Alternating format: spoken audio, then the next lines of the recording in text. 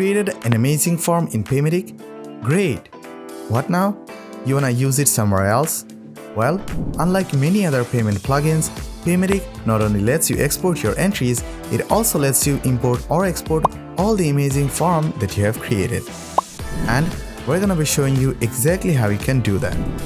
No matter whether you wanna import or export, you gotta go to the settings from the Paymattic dashboard. Then go here. To import a form, the file must be in JSON format. If it is, simply choose the file and hit import form, and you're good to go. There's nothing complicated going around. Now, you wanna export a form. How do you do that? The process is kinda same. Just choose the form and hit export. The form will be exported in JSON format. And that's basically it. No need to lose your head over it. What about the entries? Easy. You can navigate to entries in two ways.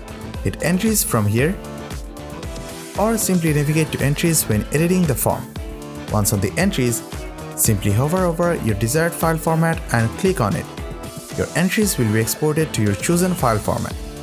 It may take some time depending on how much entries there are. That's all there is to know about importing or exporting your form and exporting entries. Make sure to subscribe to WPManageNinja and hit the bell icon to stay up to date with our latest video.